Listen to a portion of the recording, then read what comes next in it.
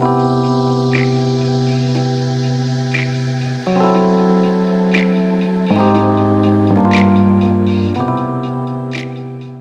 interview today with Dr. Jethro Pettit, who is an internationally renowned development specialist working around the world for last 35 years or more, who has been also um, working not only in the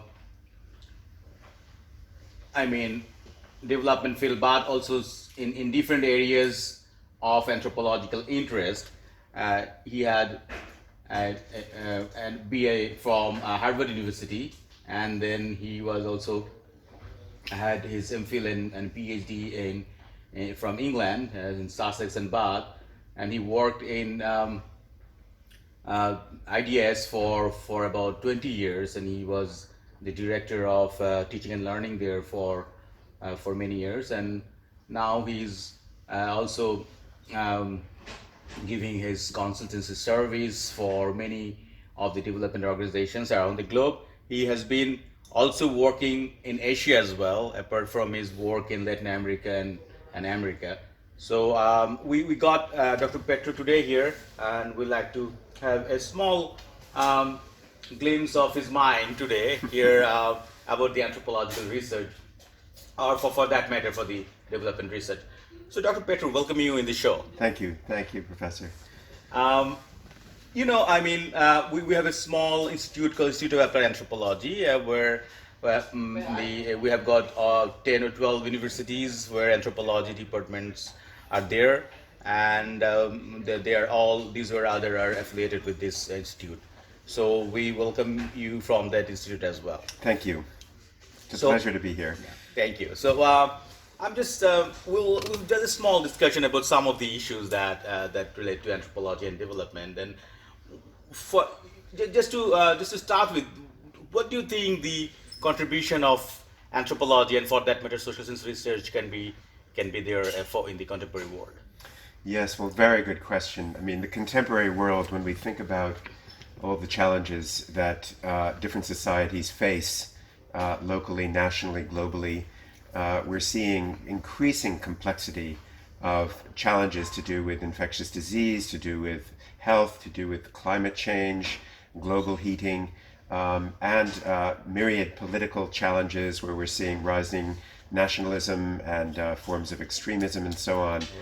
And I think inequalities are increasing, and all of these issues are compounding with one another to create enormously complex challenges. So, I think that there's no doubt that really good cutting-edge social science research has a role to play. And here we're talking about particularly applied research, Right, research that is applied to problem solving, Right. and that is multidisciplinary, which we can talk about later. But we need to be able to understand these complexities and interactions. And this is not the task for any one science alone. Right. I don't think a political scientist can analyze politics without anthropology. Probably a climate scientist requires also public health people to work with them. Yeah. And we really need to be working in teams and working in an applied fashion across the social sciences. And this is really vital in the future that we do. And I think especially that we don't get too caught up in ivory tower, theoretical Right. academic scholarship, but that we really keep our focus on the applied the research problems and and the applications. Yeah. Thank you. So can you suggest, or can you just talk about some of the important research methodologies or some of the cutting edge research methodologies that you have come across, because you have been working in the field for so many long years?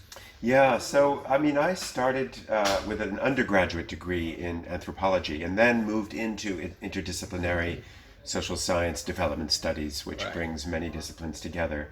And then later in the PhD went more into pedagogy and learning, facilitation of reflective learning. Right. And I think if we were to think about cutting edge methodologies, I think what I've really gained from my anthropological background is the notion that we need to be able to immerse ourselves in the realities that we want to understand. And that isn't just going and watching from the sidelines or interviewing people or using a clipboard and this and that. I think it's about really trying to empathetically immerse ourselves in the context that we want to understand. So the cutting edge methodologies that go with that are ethnographic, Right. immersive. They're also reflexive, Yeah. because to immerse yourself in a context and understand it, you have to start from an understanding of yourself and an ability to empathize and understand others. And this is a Right. reflexive process. Right. Right. So I think these are the kinds of methods that I would really point to, is capacities, whatever your profession is, whether you're an anthropologist or working in other social science disciplines, Right. this capacity to be able to immerse yourself, to get a deep empathetic understanding of the context from a position of self-understanding, Right. and the various tools and techniques that go with reflective practice and ethnographic immersion. Yeah. The other day you have been telling about the reality check thing. I mean, can you just elaborate a little bit about that reality Yeah, I check? think that's a very good example of a methodology that has been well developed. It was actually developed, first of all, here in Bangladesh. That's nice to know. Yeah, reality checks was developed with support from Swedish SIDA, International Development Agency, with support from anthropologists from London, David Lewis, from DJUP, Right. others, and Bangladeshi colleagues Right. who worked with them. And what this methodology does is it was an attempt to try to understand how is it that the everyday citizen is experiencing public services, particularly, for example, primary health care, Right. going to clinics, getting primary health care, getting public health services.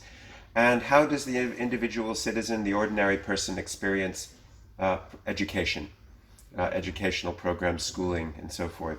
So what they wanted to do was, rather than sending researchers out to interview people with questionnaires and so on, this approach involves researchers going to a community, arriving without any Prior- pre-organized brokering from any organization, Right. and going around talking to people, making friends, and asking if it would be possible to be lodged in the home of a family, Okay. and aiming for a fairly low-income family, underprivileged, more marginalized family, and ask, could I stay with you for 5 or 6 days? Okay. And just live with you. I want to know what your life is like. And you identify yourself and explain what you're doing and why. But you're not interviewing them, not even in a semi-structured way. You're simply living their life with them. You go to the fields, you go to the market, you help with domestic chores, cooking, you take the children to school. So it's a very shorter version of participant observation. It is definitely participant observation. Yeah, that's a very good description of it. I think the difference is there's no note taking. You can take notes, but you do that kind of privately in your own time. Maybe recording Right. or little notes. You journal, keep Right. track of what's going on. Then the beauty of this approach, you obviously offer the family something as a gift, compensation for your stay. You might help buy some of the food that is needed during your stay. Then you go away, and teams are working together. This is happening on a massive scale. People are writing up their reports, synthesizing their findings, and gaining a perspective, a kind of a citizen's eye view of what it's like to experience the health services. And then they're showing that to the ministries of education and health. Is that diachronic that they say, for example, they stay for 5 days and then after 1 month or 2 months or 3 months they will come again for 5 Absolutely. days? Yeah, exactly. I think the spaces are more like 5-6 months. Okay. And the idea is you do it over several years. Okay, But you great. do go back and try to find the same family. And each time you go back, with this diachronic method, you have, first of all, deeper trust. Yeah. People welcome you back as a family member. It's like an old friend. They open up and share even more. And you also get to see what's happening in a timeline, as you said. Right. You see how things are Right. changing. Right. Have their attitudes and experiences changed? Do they feel the services have improved or worsened? Yeah, because and so life forth? changes. I mean, Yeah, life exactly. changes. So, Yeah. it's very Yeah. important to note the changes as And well. then the applied part is that you're sharing this rich ethnographic Yeah. case study material in a synthesized way, anonymized, of course, with public officials, with public servants, and giving people in the ministries an opportunity to almost kind of hold up the mirror. How is it? What does this look like Right, right. from the point of view of the users of your services? Right, right. And what could you do to give them a better experience? Yeah. So this is an Yeah, example yeah. of For example, in Bangladesh, the government is introducing a lot of public service nowadays through A2I program. I mean, like yes, access to yes, information that exactly. they try to shorten the time and energy and effort by giving a lot of services at the doorstep. Yes. So it could be one of the very important and effective way to see how it works for the people. Exactly. Yeah. Yeah. Yeah. Great, And giving great. a kind of real-time Right. feedback, Right, right. and not just sort of feedback that you might get through a mobile phone. You know, is the well working or not? Are there drugs in the clinic or not? Right, But right. more sort of the it's in a way it's the psychosocial experience of that service. How do people feel about the services they're getting or not getting? And how could that experience of the user be improved so that they trust the services more, invest more in it, and so on? Right, right, great. Yeah. Great. As I already mentioned, that there are a couple of universities where graduates are preparing Yeah. themselves for the field. So, what do you actually suggest to adopt some of the skills that the new anthropologists should come into the development field? What are the major skills that they need to adopt themselves? Yeah, so I think there are probably two areas that I would flag up for that. And one would be these ethnographic fieldwork skills, and in particularly sort of the way that you arrive and relate to and immerse yourself in a community. And I think, there's so many barriers that can come up. Arriving in a vehicle, bringing your equipment with you, Right. the way you're dressed, the language you speak, and that even could be within Bangla. How do you present yourself? Right. I'm not saying disguise yourself, but how can you arrive and be with people in a way that's going to put them at ease, not create In a barriers. natural Yeah, be more way, natural. yeah. Yeah. And how do you then communicate empathetically and build trust? And I think this idea of not coming and going as a professional Right. and just doing daylight hours and just extracting information, but how do you actually Make a kind of relationship. make a relationship, Yeah. be part of their life, Right. share in their tasks, Right. share in their joys and sorrows. Yes. Sit around at night and talk. That's when when I did these methods, I found the most information, the most useful information we got was in the evenings when the day's work is done and you're sitting Right. outside the house and Right. people have eaten and they start to open up. Right, right. And you hear all kinds of things that the researchers who go around in the daytime, they don't hear Yeah, about this. oh So- yeah, oh yeah. Because everybody has and you're has sleeping in own, their yeah. home. You're Oh, like a yeah. family member. So people are much more open. And I think Absolutely. these skills, whether you're becoming an anthropologist or going into development or into any other profession, these skills of immersion and empathy and communication would be the ones I'd say would be really key. Yeah. Yeah, that's Perhaps the other one I said I'd flag up too is skills that we can use that come from anthropology, action research, participant observation, and so on, that we can use in our organizations. And I think this area of organizational ethnography, anthropology that's being done in public sector institutions and on them, we don't have to be a researcher to do that. In your own organization as a professional, you can use these anthropological skills to understand hierarchy, power relations, culture, interactions, and so forth, and to do inquiry right. yourself and collectively. So later I might share some ideas about some of the tools and methods used for that. Yeah. And can you just share one or two experiences from your own work, because you have been working in Latin America and Yeah. also in Asia and of course in Europe and America. So can you remember one or two exciting example that trigger your memory that you want to share Yeah, so maybe to pick up on this point of inquiry within organizations, we all work in complex institutions that have their own cultures and power dynamics and so forth, and often these can become either inhibit or enhance the performance of the organization. So we see now in management science a lot of focus on forms of organizational inquiry, and I think anthropology can play a real role in organizational learning and organizational change. We shouldn't leave this only to, say, management consultants, although they can play a very important role.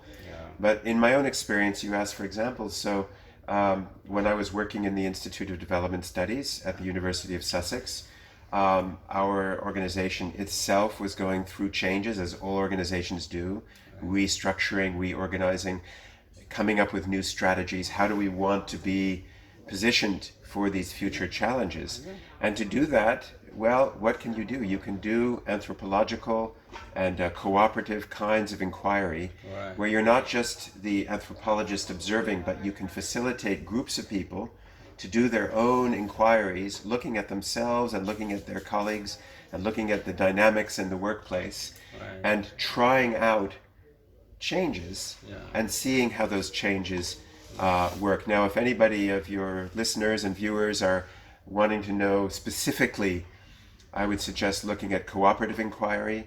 And I have Bangladeshi alumni who I know are using Cooperative Inquiry right now in Dhaka in their organizations. Okay. Had breakfast with one of them this morning.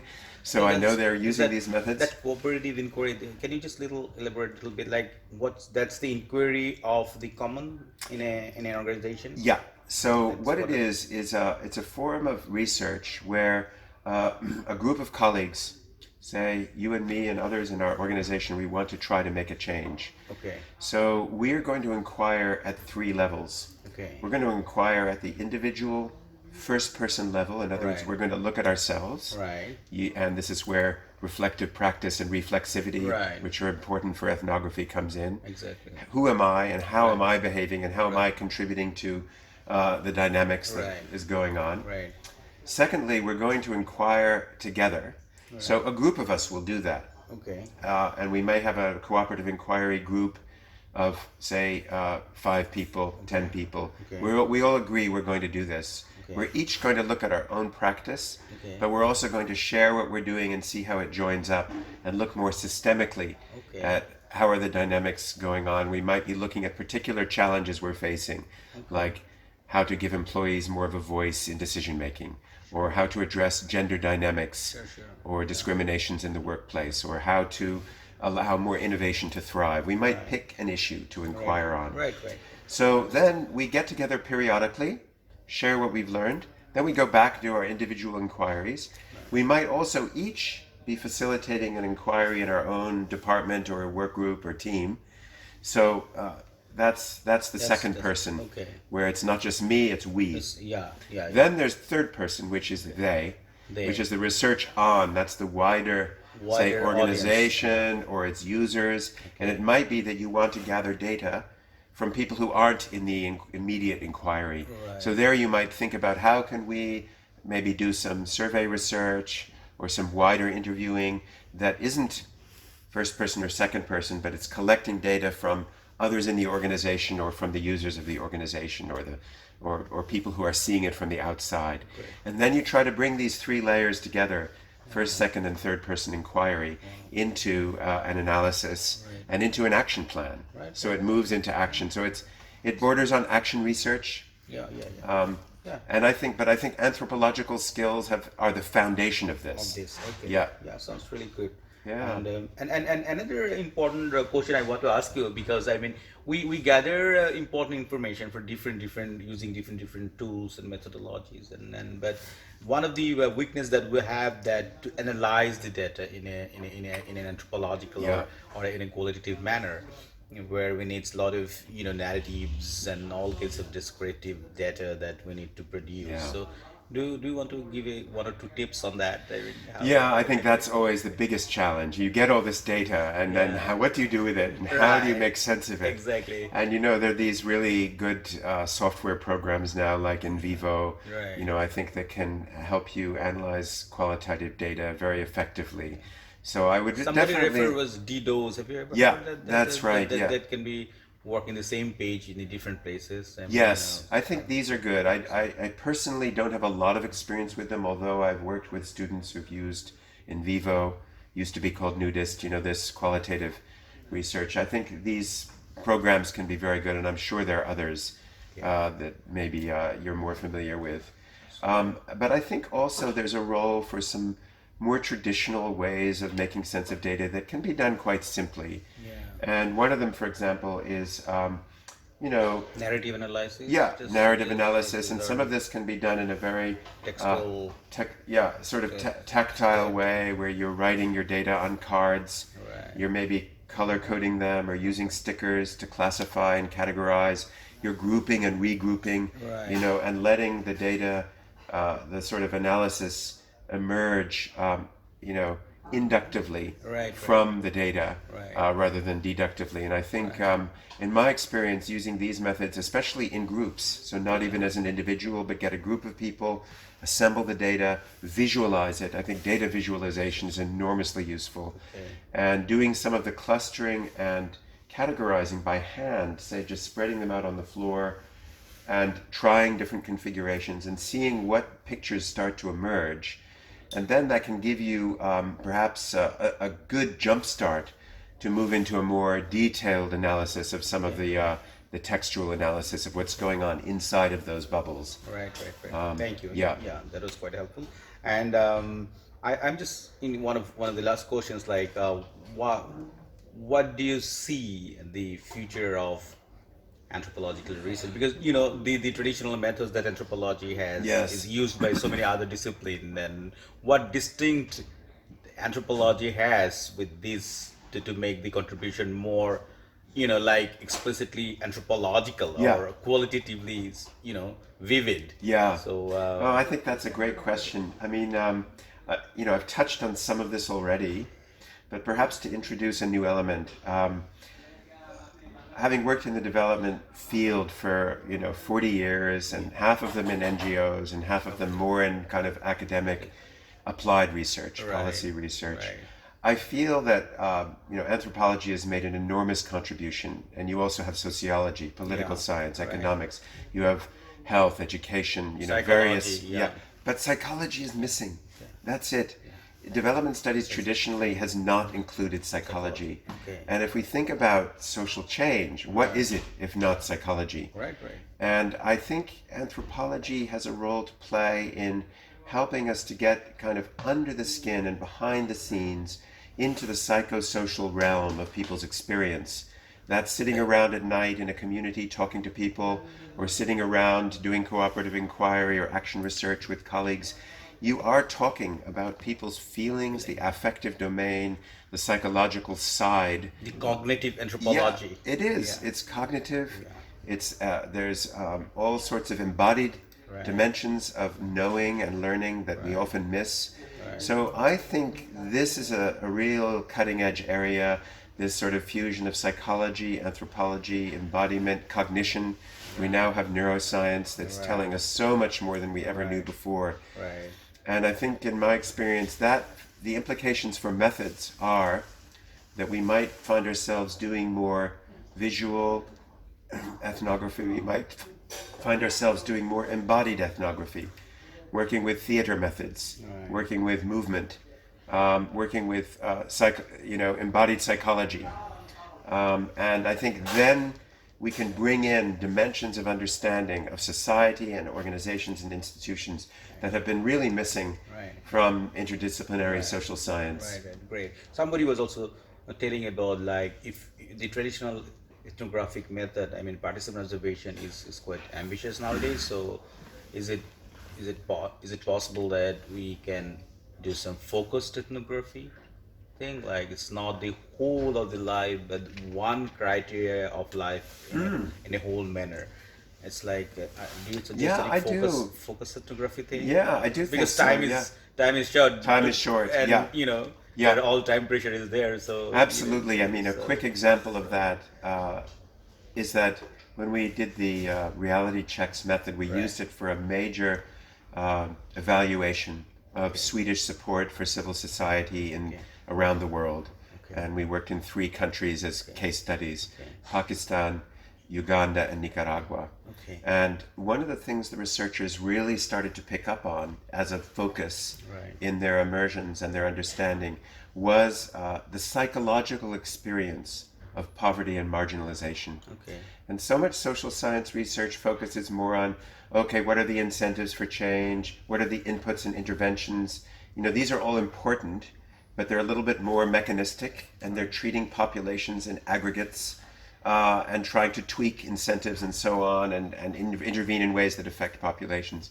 And I think what we found is that the disempowerment that people often feel and experience is so intersectional in the sense that, and multidimensional in the sense that people are experiencing multiple oppressions, multiple marginalizations, whether it's based on gender, ethnicity, caste, class, language, geography, age, very important sexuality, and anyone you talk to is probably experiencing a multiplicity of these things.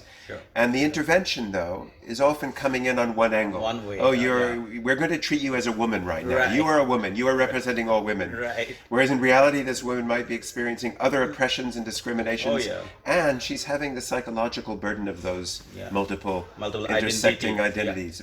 And is the intervention taking any account of the psychosocial dimension of what it is like to be this person with all of these multiple things going on? And I think that's where a really good anthropological, ethnographic intervention can help us understand. We're never going to get inside their shoes, inside their skin. But with repeated research in this kind of more immersive way that takes cognizance of the psychological dimensions of the experience of the people, I think we will then be able to say, hey, you're missing something here. You need to approach this from several angles at once. Organizations need to be working together to address that multiplicity of experience. Thank you. You're not just going to empower people with microcredit or a latrine. It's going to have to be much more in a holistic. So thank you so much. Your last question is, do you see any kind of a new research area that really tribes you? If you have got a new life. I mean, if your age is 24 now, what is the thing that you will do right now? Really good question. I ask myself this all the time. And even this morning I was thinking, I should probably get a degree in psychology or counseling or embodied psychology. That's one area that I think, in fusion with social science, qualitative and anthropological ethnographic methods. I think, as I was mentioning, I think that would be one area that I think would be very cutting edge. Within that, I would probably go in the direction of embodiment, embodied knowledge, and I think we're seeing from neuroscience and other disciplines how much cognition, behavior, habitual dispositions are embodied. They're not just cognitive in the sense of being analytical or conceptual, they're deeply embodied. Our whole body is what knows who we are and how we should be. And to create change, we need to work for change with our whole body. So even within psychology, I would say the embodied side of it is really important. And then there's the performing arts and creative arts. And I think increasingly people working in development are finding that art is an enormously powerful transformative tool, and especially performative performance study. Performance study. So the work of Victor Turner, some of these methods, I think are enormously powerful. Exactly. So those would be some things. If I were starting again, that's where I'd be. All right. Thank you so much, Dr. And I would come to Bangladesh much earlier in my life. All right. That sounds really good. So thank you very much. Thank you. Take care. Good luck with everything. Thank you very much.